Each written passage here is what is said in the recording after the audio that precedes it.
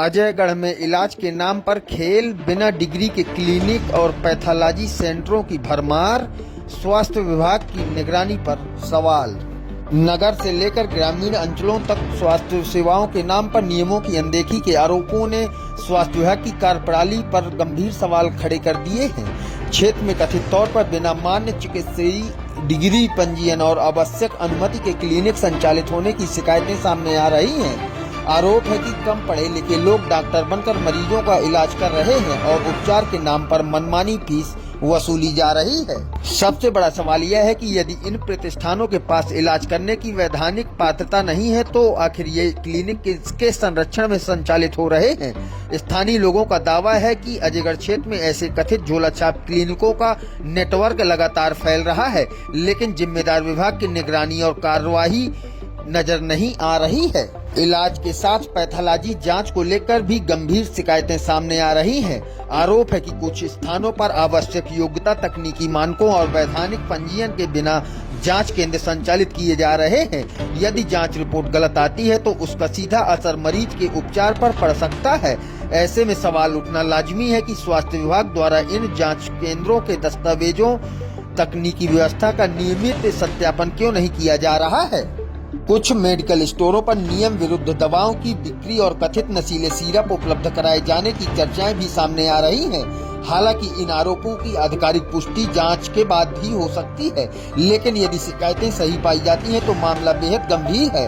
औषधि प्रशासन को मेडिकल स्टोरों के लाइसेंस, बिल, स्टॉक रजिस्टर और प्रतिबंधित दवाओं की बिक्री से जुड़े रिकॉर्ड की जाँच करनी चाहिए।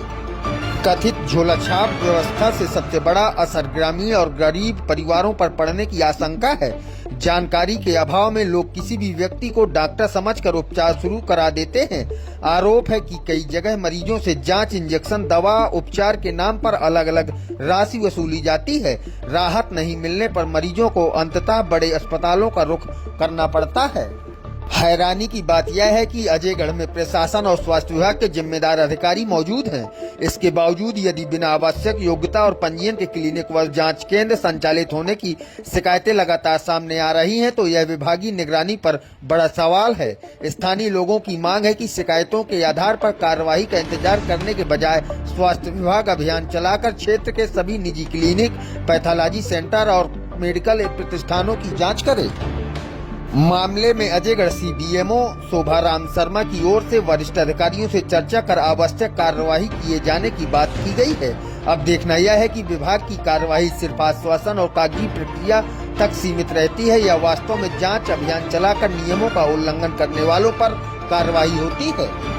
सबसे बड़ा सवाल यही है, अगर ये क्लिनिक और जांच के नियमों के मुताबिक संचालित हो रहे हैं तो इनके दस्तावेजों की जाँच से परहेज क्यों, और यदि नियमों का उल्लंघन हो रहा है तो कार्यवाही में देरी क्यों।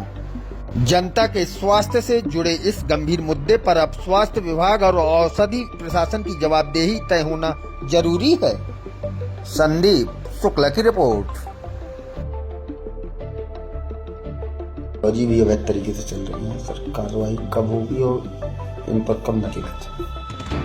हाँ, ये बात सही है कि अजयगढ़ कस्बे में और पूरे तहसील में, और पूरे तहसील में ही क्या और बाकी जगह भी झोलाछाप डॉक्टर अपना जो है क्लिनिक चोरी छिपे चलाते रहते हैं, और कुछ ऐसे लोग भी हैं जो पैथोलॉजी भी चला रहे हैं।